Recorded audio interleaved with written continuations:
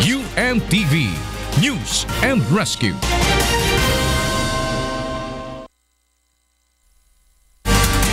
Mga balitang nakalap at ang pag-aksyon ng UNTV News and Rescue sa Pilipinas at saan mang panig ng daigdig.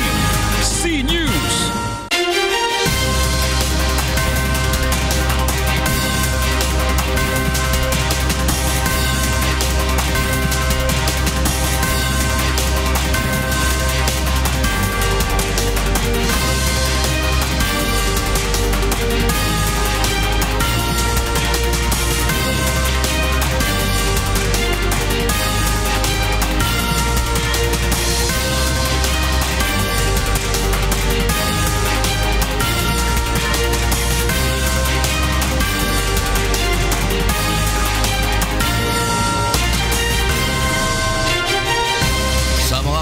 Balita ngayong tanghali.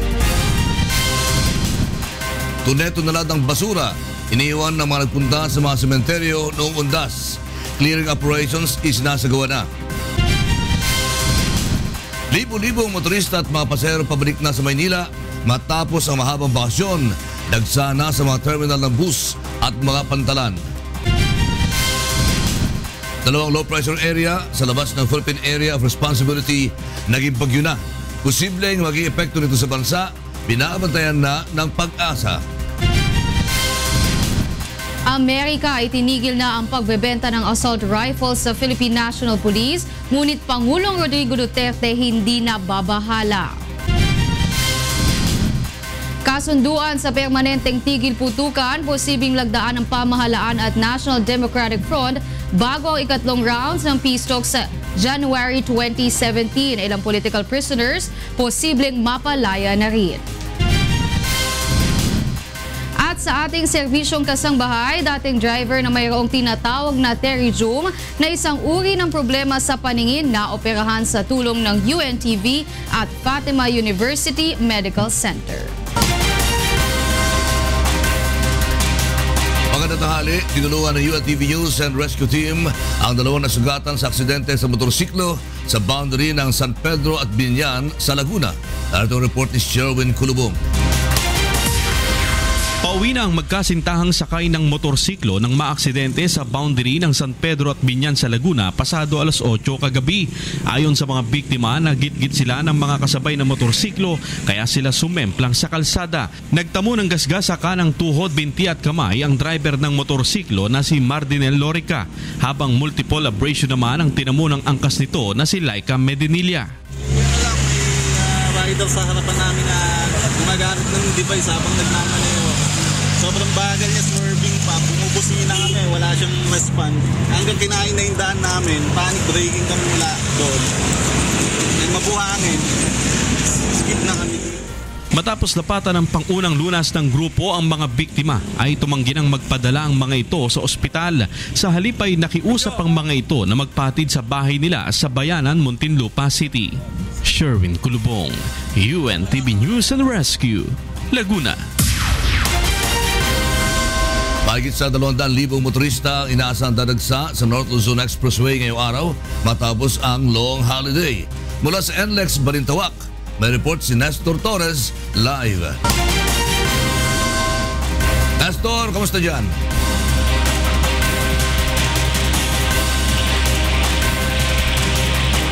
Yes, Lakay, magandang umaga. Mahigit 200,000 sasakyan ang inaasahang dadagsa ngayong araw sa mga toll plaza ng North Luzon Expressway. Karamihan sa mga ito ay mga babalik sa National Capital Region na galing sa mga probinsya sa norte. Sa ngayon ay maluwag ang daloy ng trapiko sa Balintawak southbound at sa Bocaue southbound. Inaasahan rin ang pagbigat ng daloy ng trapiko sa Balintawak Cloverleaf going to EDSA dahil sa ginagawang kalsada sa A. Bonifacio Avenue. Aabot sa 49 na toll booths, kabilang na ang mga portable booths ang itinayo ng NLEX Management upang umasiste sa mga motorista. Sa ngayon ay wala pa namang naitatalang major road incident simula pa noong long weekend. May nakaantabay pa rin na pre-medical assistance assistance ang NLEX sa mga motorista. Lakay, samantala sa oras na ito, halos mag-iisang oras na rin ang malakas na buhos ng ulan dito sa kahabaan ng NLEX. Pinapayuhan ang mga driver ng truck at bus na mag-stick lang doon sa speed limit na 100 km per hour speed limit. At sa mga Class A vehicle, gaya ng mga kotse, ay kinakailangan lang ng takbo ng sasakyan ay nasa 60 to 80 km per hour. At yan muna ang ating latest live, Lakay, mula dito sa Balintawak, NLEX. Balik sa iyo, Lakay. Maraming salamat, Nestor Torres. Nag-uulat ng live mula sa NLEX Balintawak. Nagsa na rin sa Araneta Bus Terminal ang maraming pasahero na bumiyahe mula pa sa mga lalawigan para humabol sa pasok sa trabaho at eskwela ngayong araw. Alamin natin ang sitwasyon doon sa report na ito ni Grace Casin, live. Yes, Grace. Lakay, dagsana uli ang mga pasaherong pauwi ng Visayas gaya ng Samar, Tacloban, Ormoc, Leyte at Calbayog. Sila ang mga lumuwas ng Maynila na pabalik na sa kanilang probinsya pagkatapos ng long weekend. Hindi naman daw sila nahirapan sa pagkuha ng tiket dahil marami pang bakante. Samantala, kakaunti naman ang mga pasaherong pauwi ng Bicol. Wala halos sa lamang pasahero ang mga nakaparadang bus at naghihintay pa ang mga operator na mapuno ito. Wala rin halos bumibili ng tiket. Ang ilan sa mga ticketing booth nagsara na lang dahil kakaunti ang pasahero. Ayon sa mga nagbibenta ng tiket ng bus, matumal ang kanilang kita ngayong long weekend kumpara sa mga bakasyon sa buwan ng Disyembre at Abril. Lugi rin anya sila dahil hindi pa puno ang bus, kailangan na nitong umalis. Ngayong araw ay tinatayang wala pang 1,000 pasahero ang dumating dito sa terminal. Lakay? Maraming salamat, Grace Casin. Nag-ulat mula sa Araneta Bus Terminal. Daang pasahero din ang inaasang darating sa mga pantalan sa Manila ngayong araw matapos nga ang long holiday. Alamin naman natin ang sitwasyon sa Manila North Harbor mula kay Aiko Miguel, live. Yes, Aiko.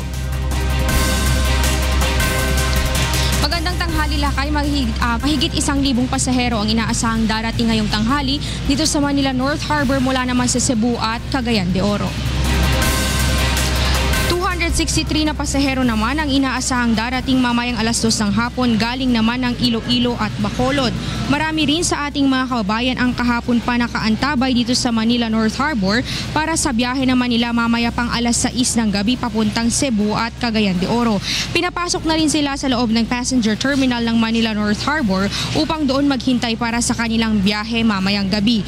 Mula noong nakaraang linggo hanggang sa kasalukuyan ay wala ring naitatalang untoward incident o mga pagkawala ng gamit o mga kaso naman ng nakawan. Bagaman may mga mangilan-ngilang mga gamit gaya ng gunting, mga pala, screwdriver at kutsilyo na dala ang ilan sa ating mga kababayan ay isinusurrender nila sa information area ng passenger terminal at makukuha naman mismo sa lugar ng kanilang destinasyon.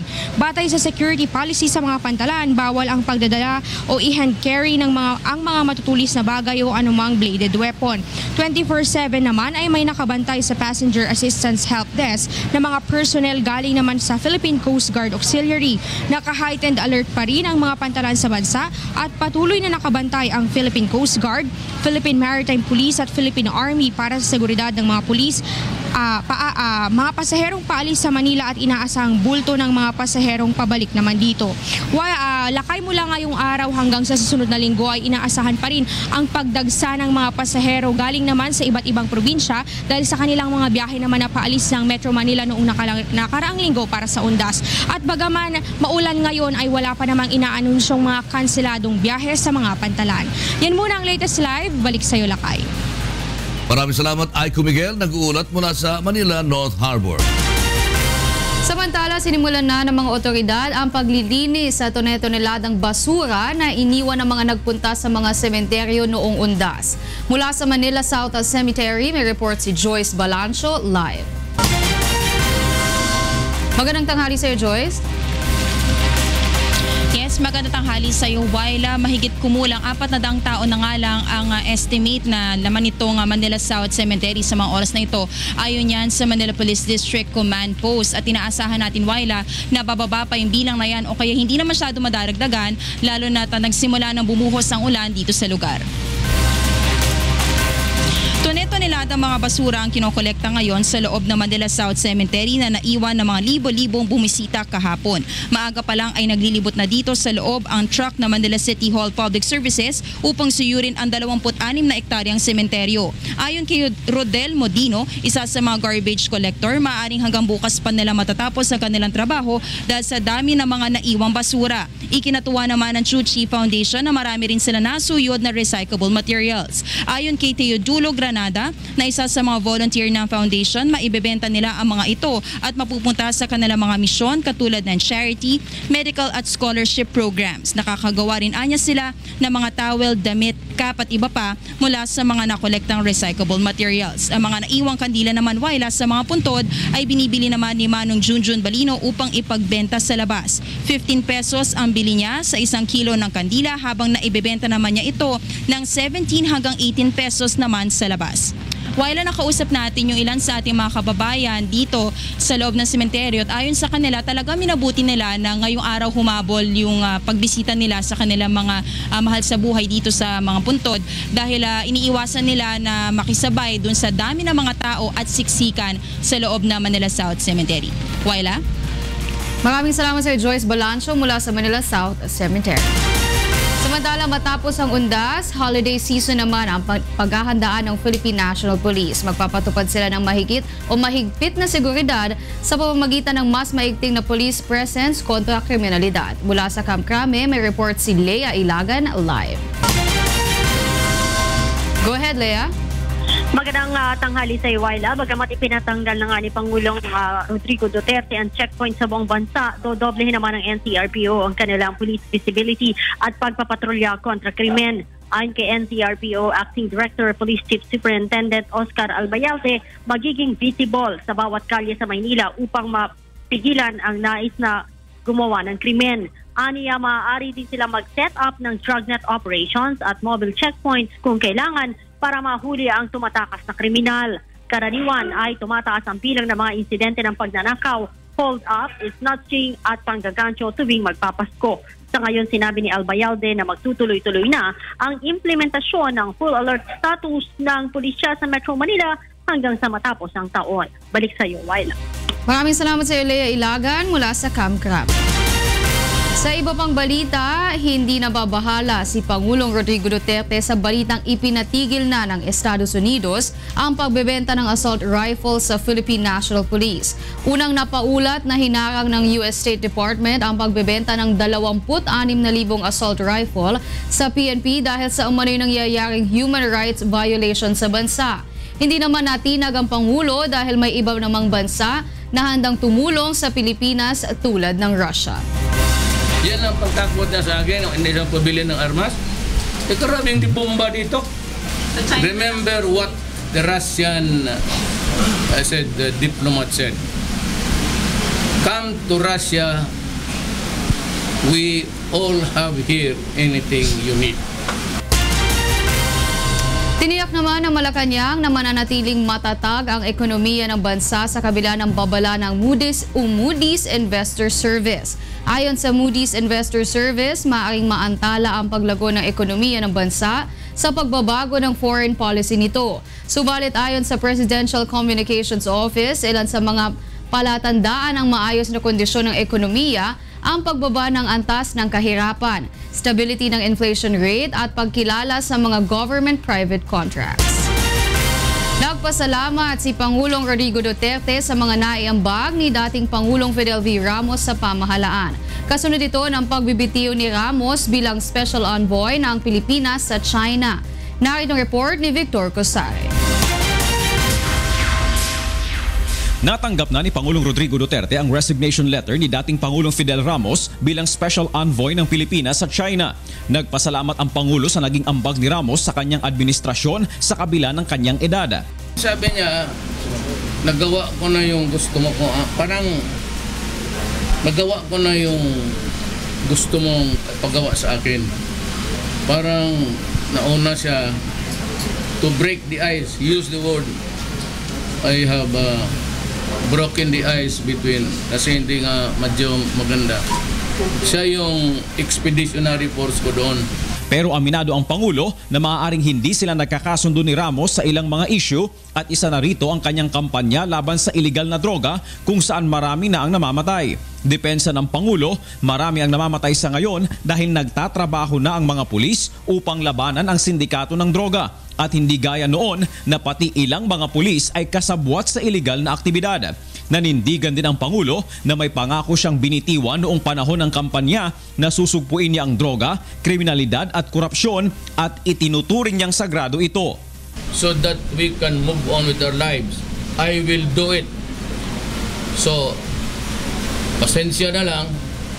If you do not like my commitment, which to me was a sacred. Ipinagtanggol din ng Pangulo ang kanyang paglayo sa Amerika na hindi rin sinang-ayunan ni Ramos. Kung magsalita sila ganun palagi, we will cut aid, we will suspend everything. Sabi you go to hell. Ang tratamento mo sa amin, mga Pilipino, patay gutom. Nakinabang na nga kayo sa bayan namin, 50 years kayo na umupo dito. You lived out with the fat of the land. And you have the goal to say that. Maybe Ramos does not like it. Ibahin mo si Ramos, ibahin mo ako. Nilinaw din ng punong ehekutibo ang kanyang posisyon sa Paris Agreement on Climate Change na isa rin sa pinuna ni Ramos. Ayon sa Pangulo, isa sa nakikita niyang problema sa naturang kasunduan ay ang posibilidad na makapigil ito sa pag-unlad ng bansa. Pero pakikinggan pa rin niya ang magiging mungkahi dito ng kanyang mga advisors. So I have to study the matter very carefully. It's maybe in the Senate, I was just giving my misgivings about baka hanggang dito ka lang. Yung akin nagsasalita na ako, may opinion. As a lawyer, pero as president, wala pa kasi wala pa nga dumating eh. Subalit ayon kay Pangulong Duterte, ang pagbibitiw ni Ramos ay hindi rin nangangahulugan na hindi na niya ito maaaring makonsulta sa ilang mahahalagang issue ng bansa. Victor Cosare, UNTV News and Rescue, Davao City. Susunod, epekto ng dalawang bagyo sa labas ng Philippine Area of Responsibility, binabantayan na ng Pag-asa. Biyahe naman ng ilang eroplano sa Zamboanga City na delay dahil sa masamang panahon.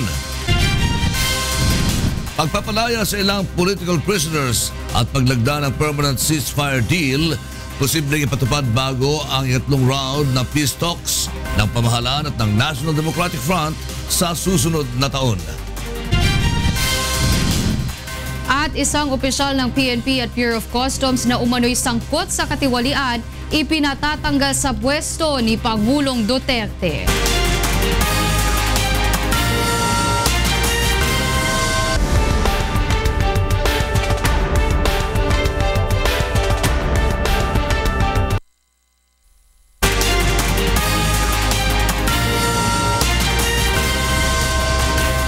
Naging bagyo na ang dalawang low-pressure area na binabantayan ng Pag-asa sa labas ng Philippine Area of Responsibility. Alamin natin ang update sa lagay ng panahon mula kay Ray Palayo na nasa Pag-asa Weather Forecasting Center. Ray! Magandang tanghali po sa ating mga kasambahay. Wala na po yung LPA sa loob ng Philippine Air Responsibility. Subalit umiiral pa rin po itong tinatawag natin na Intertropical Convergence Zone. Nagdudulot ng makulimlim na lagay ng panahon sa malaking bahagi ng ating bansa. Sa forecast po ng Pag-asa, yung pong area ng Visayas, Mindanao, Mimaropa, Bicol Region ay makakaranas po ng mahina hanggang sa katamtamang mga pagulan. Kasama na rin po dyan ang area ng Cagayan, Calabarzon, Metro Manila, Isabela, Aurora at Bulacan. At may mga lugar din po na patuloy na makararanas ng malakas na mga pagulan dahil naman po sa thunderstorms. Meron po dalawang bagyo na binabantayan ng Pag-asa. Unang-una po itong nasa malapit sa Philippine Area of Responsibility. Subalit nasa labas pa rin po ito ng PAR. Nasa distansya 1,315 kilometers sa may silangan po yan ng Visayas. Taglay ang lakas ng hangin na 45 km per hour. Yung pagbugso ay abot po sa 55 kph. Kumikilos po ito pa west-northwest sa bilis na 15 km kada oras. Ayon po sa Pag-asa, malaki ang tsansa na maging pumasok po sa Philippine Area of Responsibility itong bagyong ito bukas po ng umaga at papangalanan po itong Marse. Samantalang yung isa pang bagyo ay nasa 2,800 kilometers sa silangan po ng Luzon at meron po itong lakas ng hangin na 45 kph, which is hindi lang po ina-expect ito na papasok sa Philippine Area of Responsibility. Binabantayan pa po ngayon ng Pag-asa kung itong bagyong papangalan ng Marse ay tatama o magla-landfall sa ating bansa, pero sa ngayon ay maliit pa po ang tsansa na ito ay mag-landfall sa ating bansa. Yung ating latest lagay ng panahon, balik sa inyo studio. Maraming salamat, Ray Pelayo. Nag-ulat mula sa Pag-asa, DOST. Naantala o nadali naman ang ilang biyahe sa mga aeroplano sa Zamboanga International Airport dahil sa masamang panahon. Mula sa Zamboanga City, may report si Dante Amento live. Dante. Yes, Lakay, magandang umaga magandang tanghali sa ating mga kasangbahay. Lakay, na antala nga ang ilang ang biyahe ng ating mga kababayang bibiyahe dito ngayong araw sa Zamboanga City International Airport. Ito ay bunsod na rin ng umiiral na sama ng panahon na nakakaapekto sa Mindanao. Ayon kay Civil Aviation Authority of the Philippines o CAAP Area Center 9 Manager Muhammad Nagaraskal, karamihan sa mga delayed na flights ay galing Luzon. Mayroong Lakay na 26 na flights kada araw ang paliparan, kasama na rito ang 4 na flights na bagong naidagdag. Tiniyak naman ng pamunuan ng airport ang maayos at ligtas na pagbiyahe ng mga pasahero. Naka-full alert ang mga otoridad hindi lamang sa paliparan kundi sa lahat ng mga transportation hub sa lungsod. Mahigpit din ang security inspection pagpasok pa lamang ng paliparan. Samantala, Lakay, sinabi naman ng pamunuan ng airport na inaasahang may madagdag pa na 3 eroplanong bibiyahe sa Zamboanga mula sa Philippine Airlines at Cebu Pacific bilang augmentation nitong papalapit na holiday season. At yan po ang balita mula sa Zamboanga. Balik sa Lakay. Maraming salamat, Dante Amento. Nag-uulat mula sa Zamboanga City. Sa Enero 2017 na isasagawa ang ikatlong round ng peace talks ng pamahalaan ng National Democratic Front. Ngunit bago ito ay posibleng mapalaya na ang mahigit sa 50 political prisoners dahil sa humanitarian considerations. Narito ang report ni Gladys Tuabi. Mabilis ang pag-usad ng negosasyon ng pamahalaan at makakaliwang grupo tungo sa pagkamit ng pangmatagalang kapayapaan sa bansa. Sa buwan ng Enero sa susunod na taon, nasa ikatlong round na ang peace talks ng pamahalaan at National Democratic Front na muling isasagawa sa Oslo, Norway.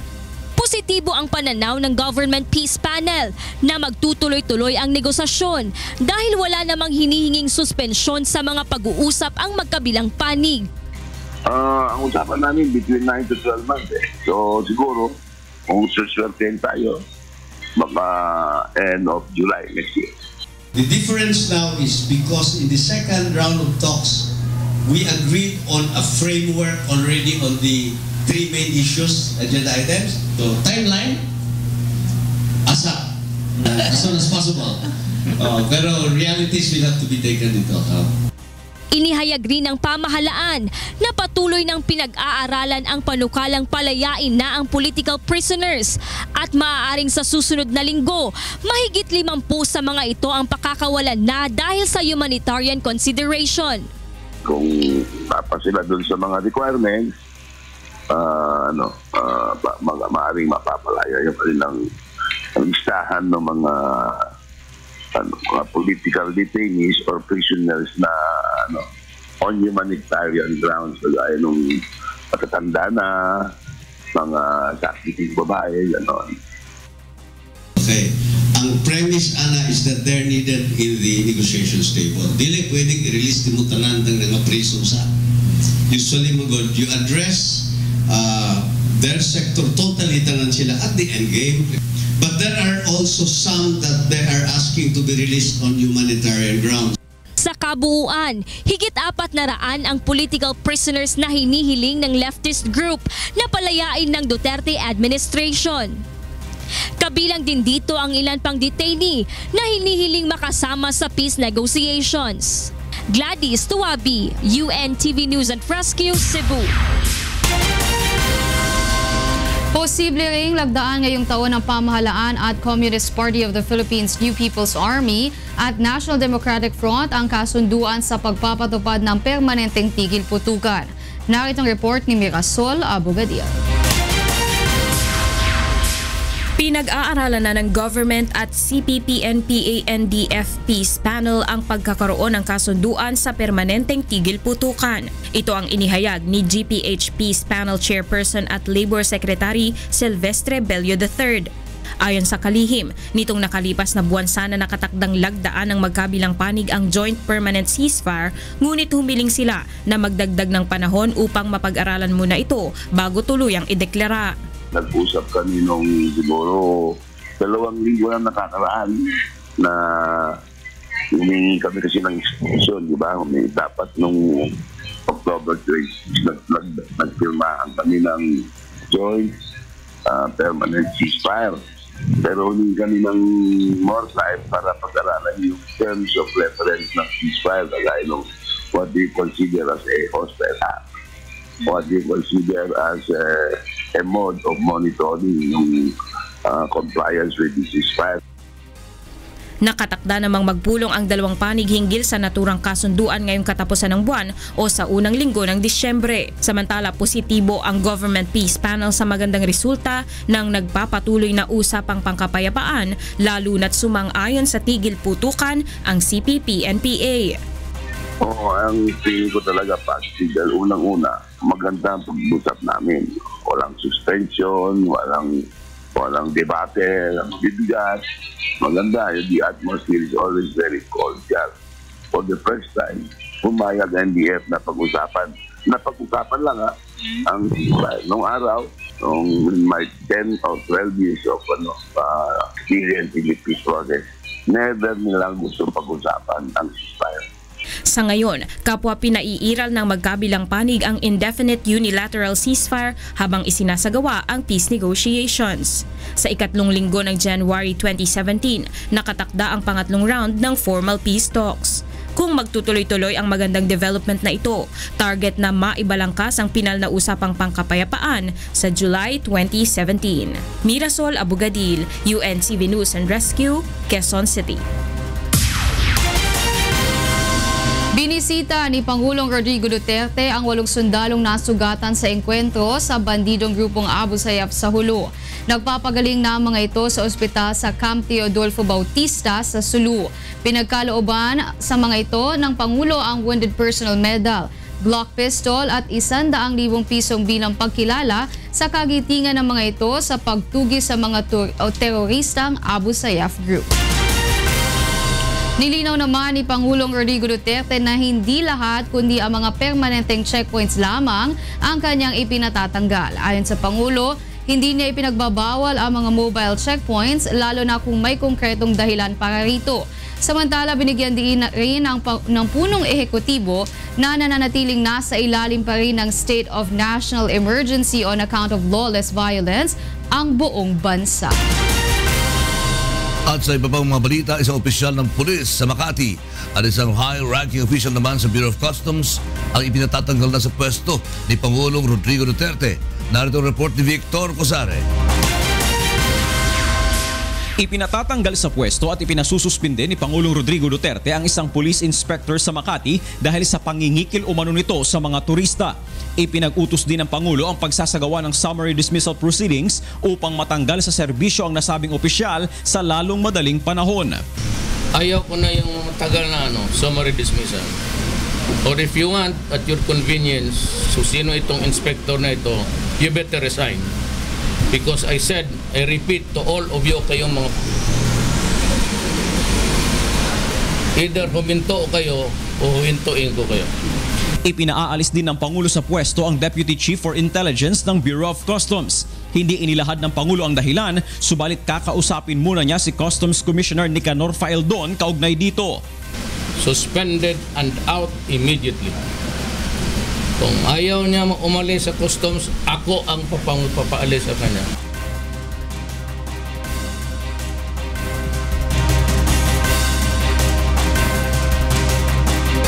Marami naman tayo, may CIS, may police. I want the NBI now to focus on graft and corruption. Yun na lang muna trabaho nila. Umalis kayo dyan sa droga, umalis kayo dyan sa concentrate on graft and corruption. Pero hindi rin nakaligtas ang NBI sa puna ng presidente kaugnay sa irregularidad na nangyari sa ahensya. Pati sila pala, they were selling cellphones inside the NBI for about 500,000 para lang makalaro ng droga yung... Victor Cosare, UNTV News and Rescue, Davao City. Ngayon naman, alamin natin ang mga balita mula sa iba't ibang panig ng Pilipinas. Ihatid ng ating kasambahay na si Deb Riveral, live mula sa Cebu City. Ayun to, Deb! Yes, daghang salamat lakay ug maayong udto sa atong mga kasangbahay. Aniya na mga balita gikan sa nagkalain-laing dapit sa atong nasod. Wala gihapon ni hubas ang na bakasyon aron manglimpyo sa mga lapok ug basura tungod sa baha. Kini ang balita ni Nestor Torres. Sa halip na magbakasyon nitong long weekend, may nabuti ng ilan sa ating mga kababayan sa Bulacan na manatili na lamang sa kani-kanilang bahay upang maglinis. Ito ay dahil sa iniwang basura at putik ng ilang araw na pagbaha sa lugar. Nitong nakalipas na buwan, kabilang ang lalawigan sa naapektuhan ng magkasunod na bagyong Karen at Lawin. Ayon sa ilang mga residente, nagdesisyon sila na wag nang magtungo sa sementeryo at sa halip ay sinupin na lamang ang mga kagamitan at maglinis sa kapaligiran. Kailangan magligpit-ligpit muna kami, kaya hindi kami makarating ng sementeryo at hindi na rin kami makakabili ng kandil at bulaklak. Pagkain na lang namin sa araw-araw. Mahal kasi mga kandil at bulaklak ngayon eh. Saka maglilinis pa kami. Ayan, may mga bakura, napakadaming basurang tinangay ng agos. May ilang lugar naman sa Bulacan na hindi pa rin tuluyang humuhupa ang baha. Tulad na lamang sa Barangay Bulusan at San Jose. Wala nang umulan, baha na kami dito. Ngayon, nung dumating ang bagyong Lawin, lalong tumaas ang tubig dito. Binaha na kami. Kurong tumagal na mga isang buwan. Mahirap nga sa akin ang lumusong. Una-una, meron akong sakit, may diabetes sakit, bawal sa akin, baka ako'y magkasugat, mahirap, delikado. Nanawagan naman sa lokal na pamahalaan ang mga residente dito sa Bulacan na malapit sa Pampanga River na mapataasan ang kalsada sa kanilang lugar upang hindi madaling bahain tuwing tag-ulan. Nestor Torres, UNTV News and Rescue, Bulacan. Naipanghatag na sa duha ka pamilya sa dakbayan sa Ormoc ang katapusang batch sa permanent housing units alang sa mga naapektuhan ug maayo sa Super Typhoon Yolanda ni adtong tuig 2013. Kini ang balitang gitutukan ni Jeneline Gaki. Naihatag na 200 nga pamilya nga beneficiaryo ng SM Cares Housing Project ka Ormoc City ang mga permanent housing unit. Sumalakan SM Prime Holdings Incorporated, Vice President Marisa Fernan, asya inian katapusan nga batch balay nga ira ipapanhatag ang mga biktiman Super Typhoon Yolanda ha Visayas Region. Nauna na nga naihatag ang mga Yolanda survivor sa Tacloban City ang 400 nga housing units sadtong Abril. Waray liwat iginagi lokal nga panggobyernuhan ang pagpilihan benepisyaryo para malikayan ang pamumulitika. Social services arm nila ang pumipili ng beneficiary kasi may criteria tayo para mabigyan yung pinaka-deserving, no? Kasi yung mga bahay, kahit yung original beneficiary, kunyari, mamatay, pwede nilang i-hand down sa immediate family members nila. Team Usliwat nga nagpapasalamat ang mga resipient sa pagkakaadan permanente nga urukyan kay ang kadaman hini inag-uukoy laha mga bank houses, ang iba naman inagpipliti laliwat. Kadaghanon na mo una gyud mi nga na kaangkon og balay. Salamat. Naka-kami kanang balay nga wa gyud mi gasto. Nakaangkon gyud mi bisag ko gyud mi gasto. Dako kayo ng gitabang kayo namo sa among pamilya, labi na kami nga biktima sa Yolanda. dako kay ning tabang namo kay wa na mig balay nga kapuy-an. Samtang mahugot liwat nga igindidiri ang mga benepisyaryohan pabalay ang pagbaligya o pagpapapliti ang mga kinarawat nga housing unit. Jeneline Gakit, UNTV Notisyangan Bulig, Tacloban, Leyte. Salamat, Dev Riveral. Susunod, Filipino boxing icon Senator Manny Pacquiao nasa Las Vegas na para sa laban kay welterweight champion Jesse Vargas sa darating na linggo. At sa ating serbisyong kasangbahay, dating driver na mayroong pterygium eye problem na operahan na sa tulong ng UNTV at Partner in Public Service.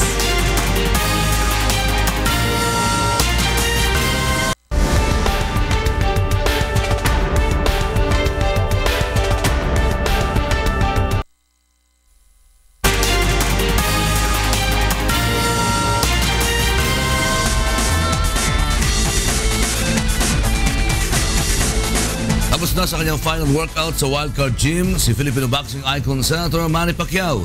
Kagabi ay tumulok na patungo Las Vegas ang Team Pacquiao para sa laban kay welterweight champion Jesse Vargas ngayong linggo. At samantala umaasa si Pangulong Rodrigo Duterte na mapapabagsak ng pambansang kamao si Vargas.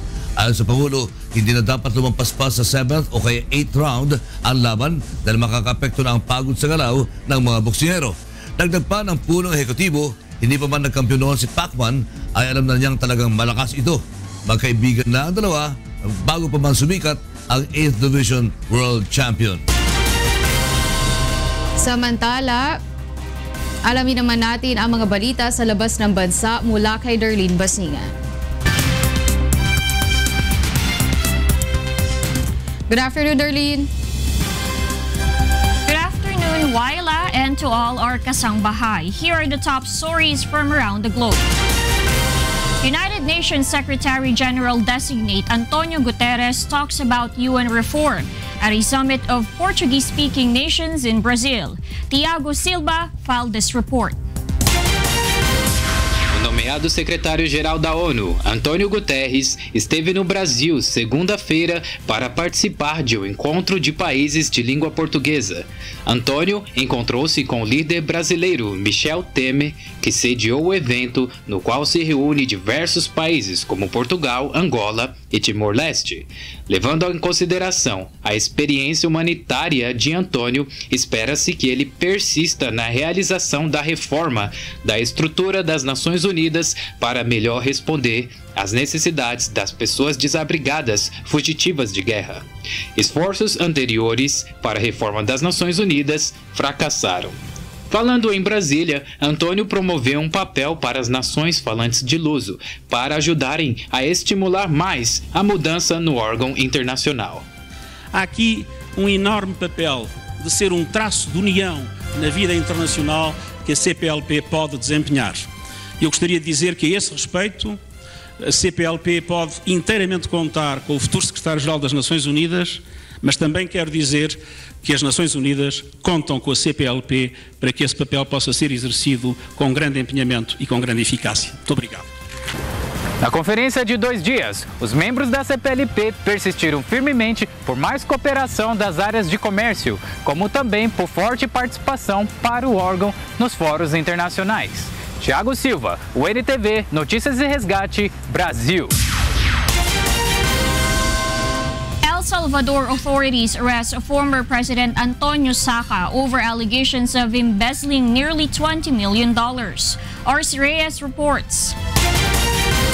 El expresidente de El Salvador, Antonio Saca, fue detenido este sábado por cargos de corrupción relacionados con malversación de fondos públicos. Saca, un hombre de negocios que gobernó la pequeña nación centroamericana desde el 2004 hasta el 2009, fue detenido este sábado en la noche durante la recepción de la boda de uno de sus hijos en una sala de recepción en la capital. se enfrenta a acusaciones por malversación de por lo menos 18,000 millones de dólares estadounidenses. En marzo, la Corte Suprema de El Salvador ordenó un juicio civil para el expresidente, así como para su esposa, Ana Ligia de Saca, porque no podía explicar cómo adquirió 5,000 millones de dólares estadounidenses al final de su mandato. En relación al caso del expresidente Saca, existe un proceso civil o un juicio civil por enriquecimiento ilícito. Inicialmente este caso fue notificado por la Corte Suprema de Justicia a la Fiscalía General de la República y se inició la investigación correspondiente por la vía civil. Las autoridades creen que una red compleja de los intereses públicos y personales de Saca fueron utilizados para encubrir dichos manejos. Saca, que también tenía cuentas bancarias y propiedades congeladas, fue expulsado de su partido político conservador, Alianza Republicana Nacionalista Arena, en el 2009 debido a las preguntas e irregularidades. Arci Reyes, UNTV Noticias y Rescate, América Latina. Residents of New Delhi woke up to a blanket of smog on Monday as air quality deteriorated sharply overnight in India's capital, triggering warnings that even healthy people were at risk of respiratory problems. Dewash Rai has a full story. नई दिल्ली दुनिया के सबसे प्रदूषित शहरों में से एक है। इस साल ये समय आमतौर पर वायु की गुणस्तर में काफी ह्रास आया है। पटाखा से निकलती धुआं और हिंदुओं की बत्ती के त्योहार और शहर से नजदीक फसल लगाने से पहले खेतों की सफाई के लिए लगाई हुई आग की वजह से शहर और बिगड़ गया है। पर्यावरणविद कहता है कि भारत की राष्ट्रीय राजधानी शहर दिल्ली में प्रदूषण की स्तर काफी ऊंचाई तक है। सर्वसाधारण की स्वास्थ्य जोखिम में है। रविवार को वायु प्रदूषण स्तर संकटजनक स्थिति तक पहुंच गया है। It is a fact that each year governments are not acting decisively, strongly to control pollution. नई दिल्ली के एक वरिष्ठ मंत्री कहता है कि बढ़ती हुई प्रदूषण को नियंत्रण करने का तरीका अपनाने के बारे में सरकार चिंतित है और एक समिति भी गठन किया गया है। मुख्यमंत्री जी ने कमेटी बनाई है, वो सारे अपने डिटेल के अंदर रिकमेंडेशंस दे रही हैं विद टाइमलाइंस कि भी क्या क्या काम किस संस्था ने करना है, कब तक करना है, उसमें क्या एस्टिमेटेड कॉस्ट है और कौन उस कॉस्ट को बियर करेगा, पूरी बना के हम एक्शनेबल पॉइंट बना के दे रहे हैं। विश्व स्वास्थ्य संगठन के अनुसार मई महीने में दुनिया की 10 वायु प्रदूषित शहरों में से भारत चौथा स्थान पर है। हर साल अक्टूबर और नवंबर के बीच में मनाया जाने वाली दिवाली वायु प्रदूषण एवं ध्वनि प्रदूषण स्तर को बढ़ावा करता है। पटाखे फोड़ना त्योहार की एक महत्वपूर्ण परंपरा के कारण बना है। मनाने का भी तरीका अलग अलग हो सकता है, लेकिन वो भूल जाते हैं पब्लिक और पैसा उड़ाते हैं और लेकिन उसके वजह से बहुत पोल्यूशन बढ़ता है, नॉइज पोल्यूशन है, तकलीफ होता है पब्लिक को, तो ये समझ के अपन आगे चलना चाहिए। पिछले साल प्रदूषण की समस्याओं का समाधान करने के लिए एक आदेश के अनुसार 15 सालों से ज्यादा चलाई हुई सारी सवारी साधनों को प्रतिबंध लगाने के लिए पूर्व राज्य सरकार ने अदालत के आदेश को नजरअंदाज किया है। प्रदूषण के कारण गतिविधियों पर अन्य प्रतिबंध के बावजूद भी विशेषज्ञों का कहना है कि वे प्रदूषण को कम करने के लिए कुछ खास नहीं किया है। दिवस राय, UNTV समाचार और उद्धार, मुंबई, Bharat. And those are the stories making headlines around the globe. Back to you, Ayla. Thank you, Darlene Basingan, and to our correspondents around the globe.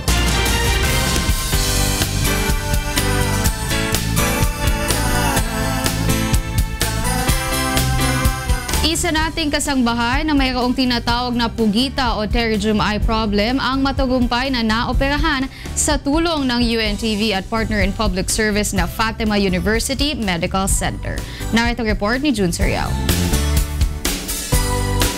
Dating driver ang 47 anyos na si Mang Roy Espiritu, residente ng Barangay San Roque, Antipolo City, Rizal.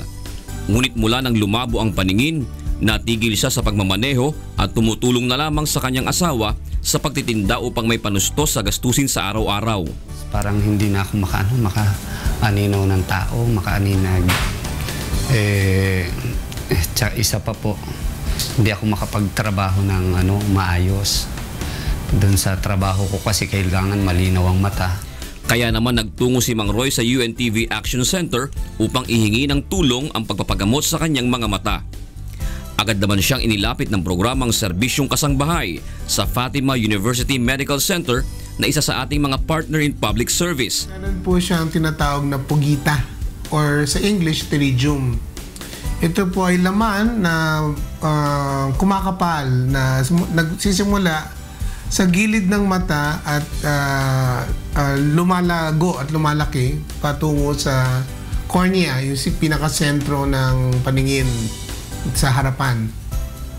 Pag ito ay manatili, maaari ito ay mangati o kaya magkaroon ng grado or astigmatism at magkaroon ng panunuyo ng mata. Matapos masuri ni Dr. Vicente Santos Jr. na isang retinal specialist, agad na isinailalim si Mang Roy sa operasyon. Ang gagawin po natin is a surgical excision with conjunctival autograft. Ang ibig po sabihin ng conjunctival autograft, kukuha tayo ng laman na nandun sa parehong mata at yun ang itatapal po natin pang takip doon sa pinutol na pugita. Napakasimple po ng procedure. Life back to normal lang po. Napakalaking bagay po nung natugunan o katugunan nung maoperahan po itong aking mata. Dahil isa po yun sa pangunahing kailangan ko para ako'y makapaghanap buhay ng maayos. Sa kasalukuyan ay nagpapagaling na si Mang Roy matapos ang matagumpay na operasyon. Jun Suriao para sa Serbisyong Kasangbahay.